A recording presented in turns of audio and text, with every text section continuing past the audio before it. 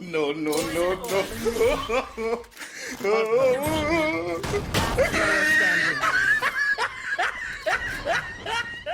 We lose this round. If you've ever played chess, this is the equivalent of thinking you are about to checkmate your opponent, only to realize you hung your queen, effectively throwing the entire game. We all have our Joker moment in Valorant, and Asuna unfortunately just experienced his. Look at him. Can't even stop laughing when on the inside, you know he's crying. I don't think anyone else saw it. In today's video, we're going to break down some genius Viper plays from various pros so you can learn from them and hopefully avoid those Joker moments like Asuna just experienced. I'm Chill and let's get into it. Let's get back to that Asuna play, but start from the beginning. Even though it did end up in tragedy, everything that came before was executed perfectly.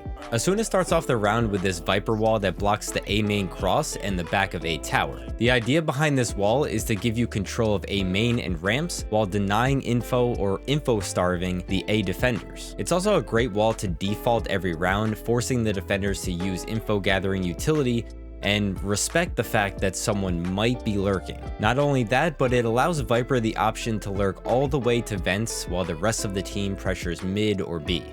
Typically when you see a Viper playing on split, they'll be accompanied by a second controller to fill in those gaps that are left behind by the Viper's wall and orb. I'll show you another Viper clip later that demonstrates the effectiveness of having two controllers on this map. Asuna starts by walking up with his Sky's dog, timing it perfectly to get the opening pick and creating space for his team. He mollies the front of Male in case Sky has a teammate prepared to trade, and then rules out the position of another defender tucked in the left side of B tower.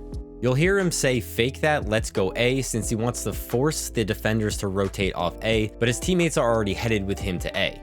Fortunately, his timing works out and he's able to control the narrow spawn lane with his poison orb, cutting off the defenders' rotate back to A.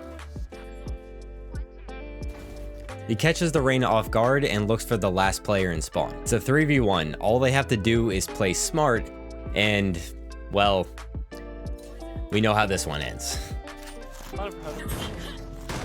Player standing. Let's just pretend this round never happened, as I'm sure Asuna would like us to. On to the next one. So next we have a big brain play from the Giants pro player Vitinho on Breeze. Vitinho starts on B by ulting the entrance of site, which is a very common play. Right at the start of the round, Vitinho is given all the information he needs to begin his lurk from cannon to mid. They spot Jett and Reyna mid, and the Reyna falls to the op from Jett in mid, so now we're missing 3. Chamber relays the info that Viper walled A, and a Sova dart just came in from A main. Last but not least, the Cypher gets in a fight with a Reyna, getting dropped instantly. Vitinho now has the information of the 3 remaining players, so now it's time to begin the lurk. Viper down, Jett and Sova to go. Before the retake, Vitinho walls the front of site, which does 2 things. First, it allows the Jett to retake from B main, and she only has to worry about angles from ladder and the cubby to the right. Second, if the Jett and Sova were to play in B main and kill the Jett, then Vitinho would have this nice wall to get back onto site and defuse. Now for the genius part of this play. Vitinho smokes himself off in tunnel. Mr. Chill, yes, Silver 3 Viper, isn't smoking yourself off of the area you're trying to go a bad idea? Nice question, bro. That's a great question. But since Vitinho isn't Silver 3, he understands that by smoking himself in this situation while his Jett retakes from B main, he can position himself close to the edge of the smoke while Jett takes first contact. As he does this, he stares at his minimap, so when Jett sees an enemy, he can see where they are and peek through his smoke to fight. Jett will also pull the attention away from tunnel, giving Vitinho great odds of winning the fight. Not only that, but by smoking himself in tunnel, the enemy may think he rerouted back through elbow to assist his Jett on the retake. Don't worry, Silver 3 Viper, you keep working on those gunfight mechanics, you'll get there someday. Nice try, bro.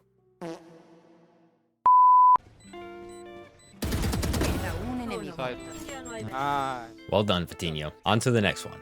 Next, we have our boy Sam attacking as Viper on Breeze. At the very start, we'll see Sam doesn't wall right away, And if you plan on taking any site as Viper, it's generally a good idea to delay putting your wall down until your team is ready to hit site. That way the defenders don't see your wall too early and rotate. Sam calms to wait out the Viper orb and breaks Cypher's trips with Sova's shock darts.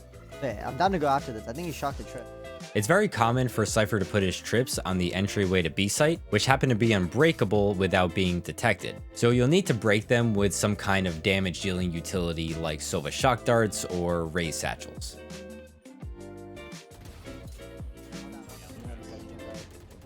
This is very subtle, but notice how calm Sam is when his jet gets killed by the Viper. I know for a fact that most players in Sam's shoes are immediately turning towards the gunfire to frantically try and trade the jet, so why isn't Sam doing it? There are a few things going on here. The first is that Sam knows his wall is going down soon, as you can see by the bar here. So if he swings out into the open to kill the Viper, he could die to an enemy playing in tunnel or half wall. 2, he knows that the Viper is not really a threat right now due to his positioning near cover, so he can easily tuck in and take a better fight back site. And 3, it's possible he's thinking since the Viper is shooting on site, it could pull the attention from enemies that are possibly playing on the right side of site, meaning a teammate could peek them while the aggro is on the Viper on the left side of site. Sam gets some very fortunate timing here as the enemy Sova attempts to cross site, and you'll notice they're still vulnerable from the wall, tipping the odds heavily in his favor to win the gunfight. Right before the Reyna is revealed, FNS comms that he dinked one back left site. Sam responds by holding back site to finish them off.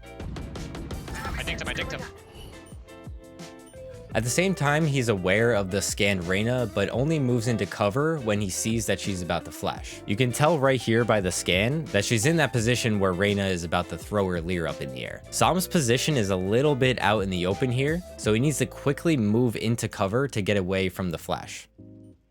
The reason he doesn't fight the Reyna is because his wall is about to go down again and knows the Cypher could be mid, so he needs to break line of sight from that mid position by tucking into default. Finally, he hears the Reyna cross back sight and relays those comms to his teammates. I have it right. One enemy remaining. Backside. Quad. Nice.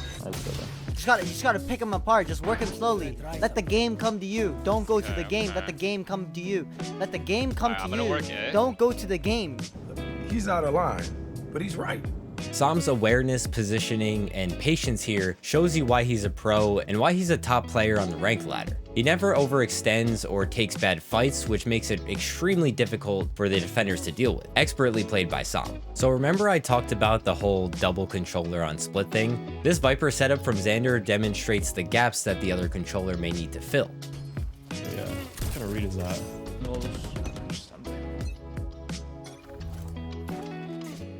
Even though the Viper's A wall and mid orb here are very strong, B is left exposed. If the enemy baits out all of that Viper toxin, the second controller can replace Viper's utility at a moment's notice. Real quick, I'll show you this Viper setup on defense that Xander is using. This wall cuts off the ramp's entrance to A tower and A main,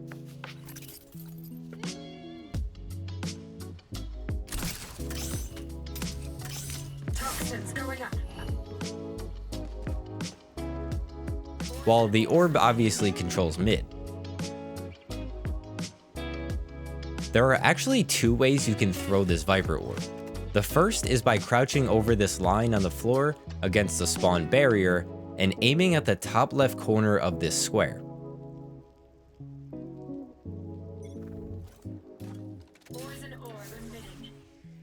The second is in the right corner of the spawn barrier. While crouching, position the upper line of this HUD element in this corner. Then uncrouch and throw your orb off the wall. I've seen Xander use both of these lineups, and to be honest, I'm not too sure what the difference is. The first lands a bit more to the left so that when you jump over the metal box, you can only see behind the box, and the other is a bit more to the right so you can see a bit of mid. I'm sure there's some minuscule difference and a purpose to each, but if you're watching this, you're probably not at this level, so a Viper smoke in mid, regardless of how you get it there, will get the job done. Xander uses the Judge while playing in vents with this smoke since it gives him a ton of control over this area. So in your games, if you're having trouble holding mid, the Judge may be your best friend. Now that you've had your vegetables, you can have some dessert by taking a look at this nice little 4K Xander hits later in the game. Oh, sorry, there's one more lineup. Xander's got a lot of these. If you decide you'd rather play B tower instead, head to the left corner of the mid spawn barrier, aim your crosshair at the same level as this shape on the far wall, and throw. Nice and easy.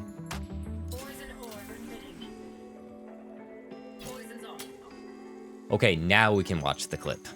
A lot be thousands, maybe billions, maybe trillions. Sun. Vulnerable. Enemy remaining. Wow, they run through vulnerable. Now I run through vulnerable. Not too much to break down there, but you should watch Xander's stream if you want to study a top controller player. Moving on. Our final clip comes from Loud Les, another master controller player. As you'll see in this clip, Les makes these kills look easy, but that's because he perfected the art of movement. I'll show you the clip at full speed, and then we'll go through each kill and break down how good his movement actually is.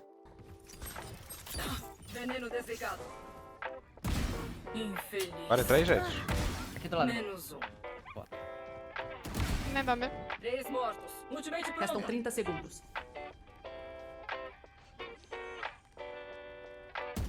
Resta um inimigo. 4 mortos.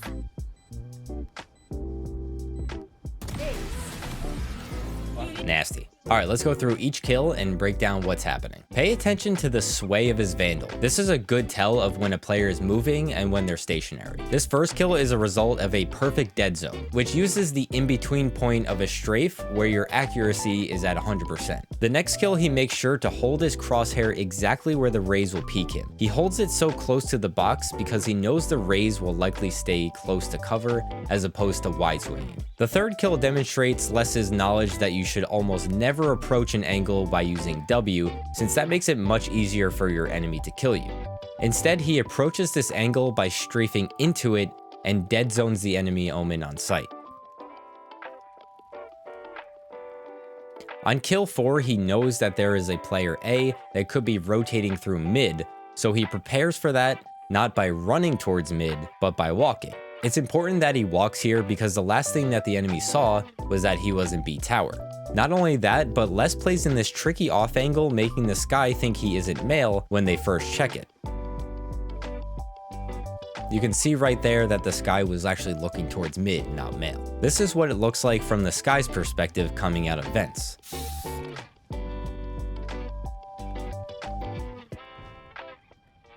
You can see on the last kill that Les is prepared to unpeak the angle after taking a burst shot since he knows he can miss. This angle is more about getting info, and if he happens to get the kill, it's icing on the cake. Les is definitely one to watch if you want to study excellent movement technique. And that's going to be it for this one. If you enjoyed the video, drop a like and let me know in the comments what you'd like to see from me in the future. Subscribe for more like this one and check out this one next for more. Thank you guys for watching, and I'll see you in the next one. Peace.